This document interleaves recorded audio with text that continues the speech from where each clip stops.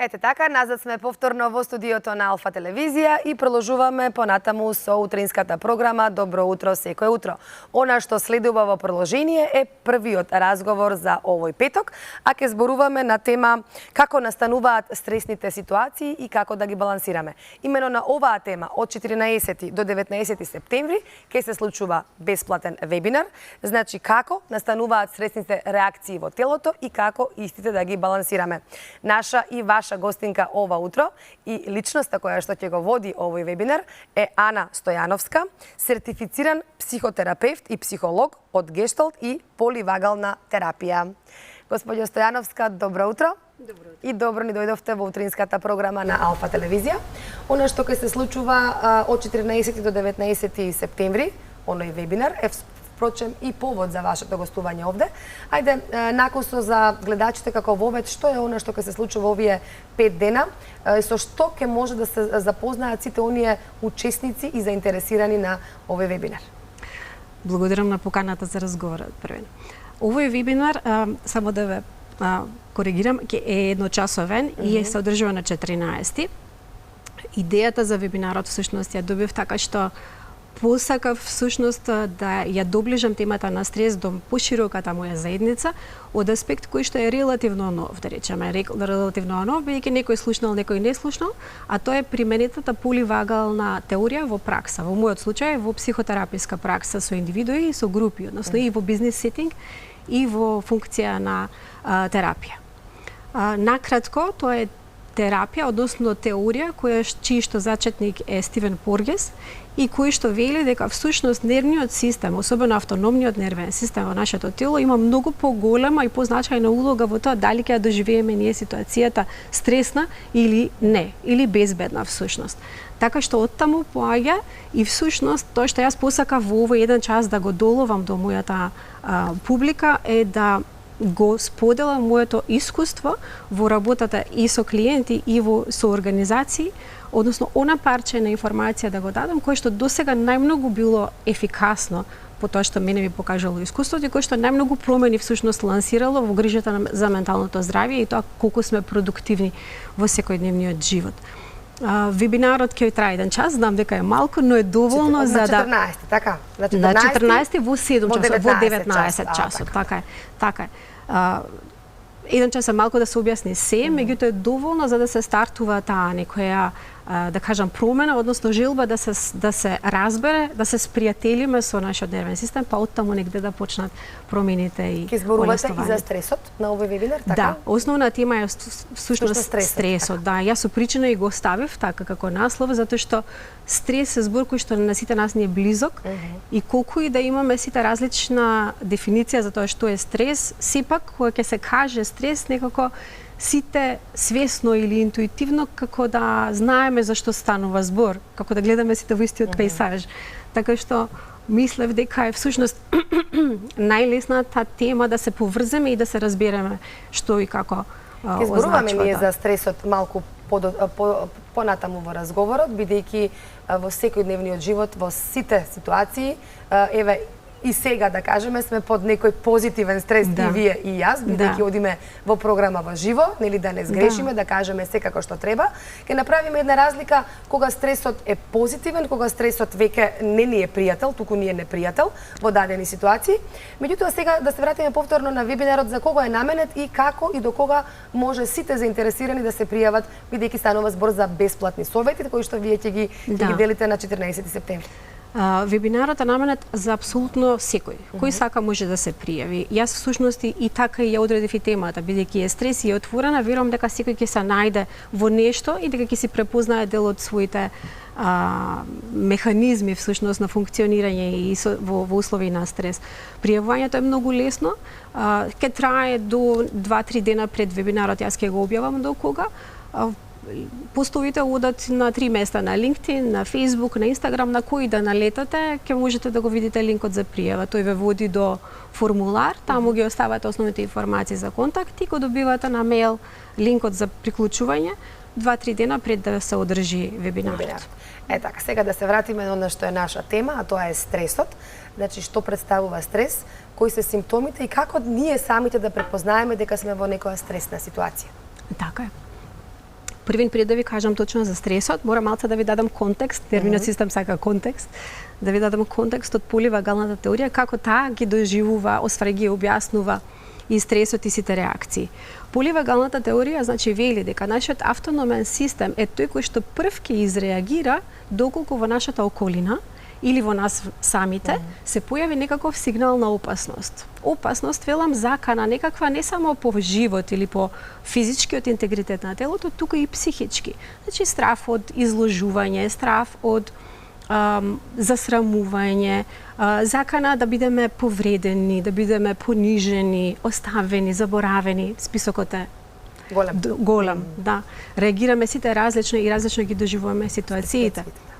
Меѓутоа, она што на сите ни е заедничко е дека тој нервен систем нас не штити и е всушност како некој дежурен систем за надзор кој што ќе изреагира прв и најчесто подсвесноста, односно под нивото на свесноста, ќе изреагира и ќе предизвика низа на физиолошки реакции доколку осети било каква опасност.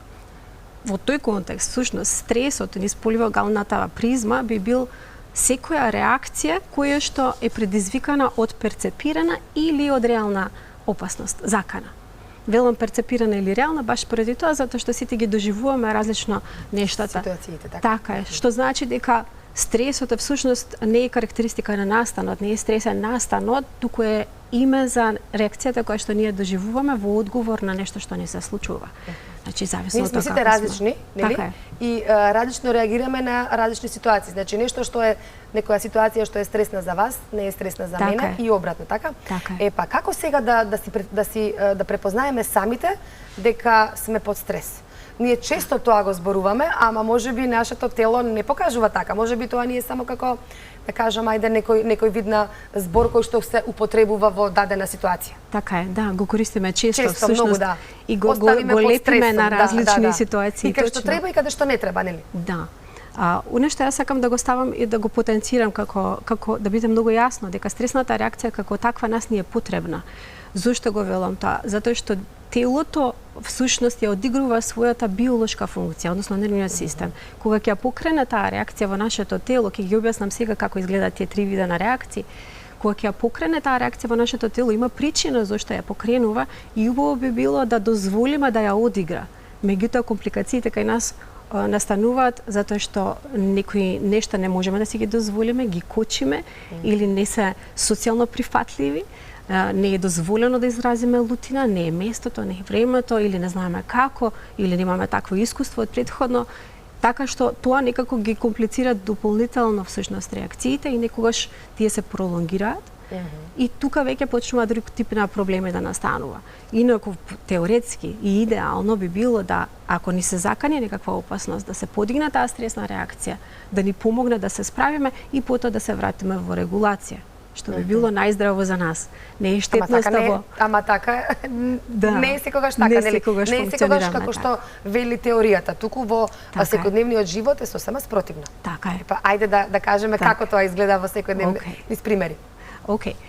Она што го прави нервниот систем е да изреагира на одредена ситуација. Еве да речеме како би изгледало тоа. Три различни состојби може да предизвика нашиот автономен нервен систем. Ако сме мирни и ако немаме никаква, да речеме, поголема криза во моментот или се чувствуваме доволно безбедни и расположени, системот ќе си бија брка својата основна функција, а тоа е да ги одржи оние животни функции во нашето тело, чукањето на срцето, дишењето го регулира, варењето на храната и сите дополнителни процеси околу тоа. Меѓутоа, во моментот на стрес, што год да е таа ситуација, во моментот кога доживуваме некаква изложеност или се справуваме со нешто што ни е тешко, она што го прави нашиот нервен систем е минува низ трите состојби по истиот редослед кај секого. Меѓутоа со разлики во тоа како се манифестира и како изгледа тоа. Кои се тие три состојби? Состојби, така, на нервниот систем. Да. Првата состојба, која што всушност не е стресна, меѓутоа стартуваме таму, е таа која што е најново откриена и таа која што ни прави да бидеме ние здрави и регулирани, така велиме во поливагален речник, регулирани. Тоа значи дека во таа состојба ние сме спокојни, автономниот нервен систем си ги брка своите функции, можеме да се дружиме, се чувствуваме релативно безбедно во моментот, сакаме да бидеме меѓу луѓе, На тој начин се поврзуваме со луѓето, комотни сме, некако убаво ни е во нашата кожа, убаво се чувствуваме, сакаме да се дружиме, здрави се чувствуваме и всушност тоа е некоја ситуација во која што сме доволно балансирани да речеме што и да се упати кон мене, јас ќе можам да се справам. Дали сме тогаш под стрес? Не сме. Кога е Не во оваа сме. прва фаза. Значи тогаш сме мирни, не сме под стрес. Тогаш сме во некоја убава состојба на сакам да кажем спремност, меѓутоа не е алармираност. Меѓутоа што и да се случи Втората фаза веќе преминува во благ стрес. Втората фаза. Ако може така да се може каже. и во првата фаза можете да си помогнеме всушност ако се случи нешто. Ако се закани некаков сигнал, нашиот нервен систем ќе ни даде шанса преку првата состојба всушност први да се регулираме. Тоа што значи дека ќе се јавиме некому, ќе побараме помош преку луѓе всушност. Секој си има некој сигурно ќе ви текне пријател, родител, така. Така е. Ќе се јавиме на некого, ќе побараме на кафе да се видиме, да излеземе, совет на терапевтот ќе се јавиме или како ќе одбере всушност нервниот систем и дава информација кој е тој човек кој што најубаво би ја износил темата што односно тој стрес кој што го носиме. Ситуацијата кој што не предизвикува стрес. Така е. И тоа многу често помага. Дури и миленичињата дома ни помагаат. Тоа од размината и чисто бивањето заедничко знае многу да помогне. Ако не успееме да си помогнеме преку луѓе, односно преку контактот со луѓе и разговорот, тогаш на нашиот нервен систем ќе стартува следната состојба, ова е втората сега веќе. Втората состојба е таа на енергизираност. Ќе пушти енергија низ телото со тоа што ќе ни ги интензивира малку физиолошките процеси, срцето ќе го забрза дишењето автоматски и на тој начин ние малце повеќе енергија ќе добиеме во телото. И ова е таа која што нема кој не ја знае. Ова е fight or flight или борба или бегство фаза во која што ние имаме сила да се справиме со тоа што ни се случува. Биолошки, тоа е тоа што треба да го направиме. Телото повели енергија за да се износиш со ова. Справи се со стресот, така. Или да се избориш, или да се некако да го избегнеш стресот. Бидејќи тука да го преведам во речникот на психологија и на нашава тема, кога ја чувствуваме оваа состојба, кај нас може да се појави лутина, може да се појави бес, може да се појави иритабилност, може да биде само анксиозност. Сакам да кажем, има нијанси како изгледа оваа фаза всушност во нашето тело и зависи кој каква толеранција има за тие симптоми. Кај некого е немир само, кај некого трае денови и денови и веќе се научени да го носат тој немир или таа анксиозност и налагодност.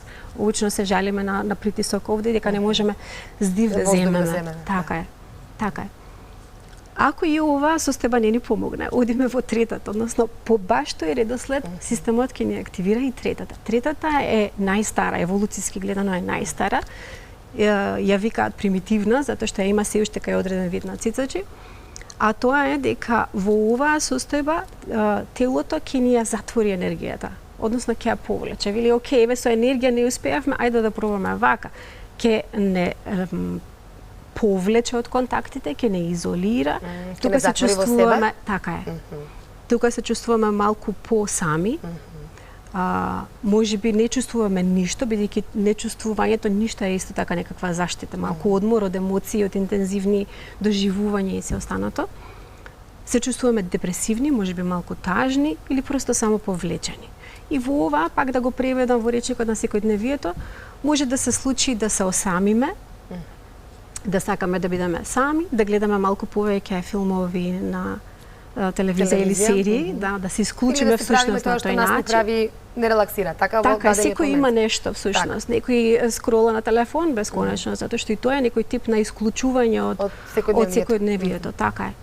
Така да секој има по нешто всушност во секоја од овие фази, меѓутоа заедничкото на сите нас ни е таа биологија дека всушност ги имаме капацитетите за сите три и ги се јавуваат во тој редослед. Меѓутоа кај некого е нешто многу кратко или многу долго или кај некого всушност е попозната едната состојба или другата состојба. Некако во текот на животот и минатото сме научиле да ги носиме различно. Така велиме ние во терапија, да ги носиме различно тие состојби со себе. Да. Од овие три, двете се стресни реакции. Тоа значи енергизираноста на бегство или борба. Втората и третата. Така е. И третата која што е всушност некој вид на замрзнување, некој вид на баш конзервирање на енергијата и задршка. Тие се стресни и тие ги викаме состојби на преживување всушност. И сега таму имаме нијанси и тие се, пак ќе кажем, нема штетна стресна реакција. Штетност во тоа нема. Се убаво да изреагираме и да ни работи системот всушност, да знаеме дека скенира и дека работи во наша заштита и во наша функција. Она што се јавува како компликација е, да речеме, кога некоја од овие состојби на преживување ќе заглави всушност и не можеме дури да заврши опасноста, таа трае уште. Или поминал стресот, ние се уште не можеме да се отарасиме од анксиозноста, не можеме да се отарасиме од чувствата, некои мисли ни се враќаат постојано или се појавува многу често. И тоа е некоја нелагодност со која што клиентите најчесто се пријавуваат, а тоа е некако оваа реакција ми се повторува. Многу често сум лута, многу често сум бесна, не знам зошто се ме нервира. И некако заглавуваме во тој систем каде што преведено во речникот на поливагалната теорија, всушност таа состојба на преживување се нема вратено во регулација и се уште трае. Сега терапија... Многу убаво објаснивте за сите овие три фази. Со посебно внимание вака ве следев за стресот, додека пред да седнеме ми кажавте дека со стрес се живее, нели? Така. Има сега кога е дозволено, меѓутоа има и кажавте дека ситуации, односно манифестација на стресот кога навистина не спречува во обавувањето на секојдневните обврски. Сега тука ми се наметнува прашањето како да си помогнеме самите на себе. Така е. Како да се извадиме од стресната ситуација или можеби како овие симптоми да ги намалиме или да ги да ги олесниме самите сега. А потоа ќе прашам кога треба да се обратиме на стручно лице. Така е. Како можеме да ги олесниме симптомите? Така што првин, затоа и го понудив ова парче информација како информација што сакав да биде достапна до сите. Она што најмногу помага, сите читаме на интернет. Знам дека плива интернетот со препораки врзани за тоа како да се регулираме во стрес, што да направиме за да си помогнеме, како да го релаксираме нервниот систем и сето тоа. И многу од нив се заснувани на стварно убави истражувања и убави податоци. Вистина се корисни. И знам дека се обидуваме сите некако да го направиме тоа, да се релаксираме. Но пак ќе кажам, на нервниот систем му треба контекст за да се релаксира и за да свати што се случува и за да се опушти. Така што ќе си ги повикам сите кои што ќе бидат присутни на вебинарот или сега што не следат, да се запознаат малку со својот нервен систем, односно тие три состојби. Така ќе знаат како се манифестира стресот кај нив, во која ние го викаме тоа да се најдат себе си на таа мапа, автономна мапа, каде сум во овој момент и што ми се случува. И на тој начин ќе си одредат полесно техника што ќе им помогне. Ако се во... Значи, сепак самите, така? Сами треба да си помогнеме со која техника, со која техника ние се релаксираме, така како што кажавте, можеби некој скрола на телефон, можеби некој сака да гледа филм, така? Отплика така си помагаме. Така си да помагаме. бидеме малку појасни, така за гледачите. Има и други техники кои што би биле покорисни, да речеме тие можеби само ќе ни дадат во моментот олеснување. Сите техники за справување на стрес се во истите теми кои што на сите не се познати. Повеќе престој во природа, добро дишење, односно добри техники на дишење, различни за различна фаза, таа ќе го објаснам повеќе на вебинарот. Дружење со луѓе, грижа за себе, добра храна, добро здравје, физичка активност, тука лежат сите одговори, сите техники за подобар живот лежат тука. Меѓутоа, кога и што ќе си примениме, најубаво кога ќе го имаме контекстот, ќе знаеме што ни е и како ни е и тогаш веќе некако си применуваме условно речено лек, тоа е балансирачка некаква техника, активност која што ќе ни помогне. Сега кога треба веќе да пристапиме кон стручно лице? Во кој момент не можеме веќе сами да си помогнеме? Кога бараме помош на психолог, па еве можеби до психијатар, некои стресни ситуации, нели? Како што кажавте во таа трета фаза може да придонесе до навистина неубава состојба на организмот, психолошка, психичка состојба, така? Но и здравствена, така што тој дел не го исклучуваме, не можеме да кажеме, ова само ќе го работиме на терапија, а сите здравствени пропратни проблеми ќе ги игнорираме, апсолутно не е така. Но стручна помош е тоа што најчесто се случува дека луѓето бараат кога водата веќе ќе дојде до носот. Кога ќе прекипи, како викаме, така. Да, тоа се само човечки. Значи на крај, во она фаза кога веќе све сме пробале, не можеме веќе никако да се справиме и тогаш бараме. Кај нас се уште некако тоа сакам и понатаму да прашам колку одат луѓето на психолог, колку бараат совети, ама сега кажете ми кога се бара обично совет. Сакам да кажам дека тоа се само човечки да бараме во таа ситуација, никако си даваме шанса, ќе помине, не е голема работа, ќе се справаме и се справуваме. Многу често се справуваме, нема ништо лошо во стресните реакции. Меѓутоа да се побара помош кога навистина лошо се чувствуваме е сосема окей. Тоа е најчесто моментот кога нешто трае премногу долго, некој симптом, или се повторува многу, или ни попречува во работата и во живеењето. Или најчесто, кога веќе и околината ќе почне да реагира и да ни се лутат партнерите или семејството, или да не знаат просто што да направат со нас, затоа што не умеат или не разбираат што ни се случува. И веќе и тоа е уште еден сигнал кога бараат помош. Но јас сакам да упатам уште една порака дека стручна помош која ќе кажеме и тоа некако сугерира дека некако работите тргнале да се тркалаат надоле по ридот.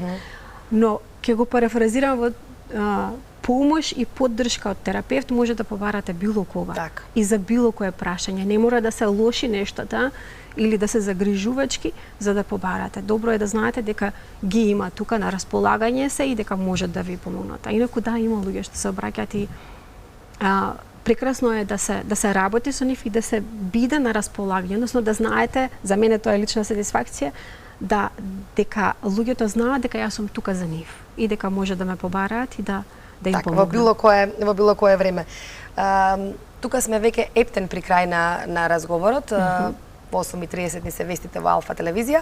Значи, уште еднаш да кажеме 14 септември во 19 часот.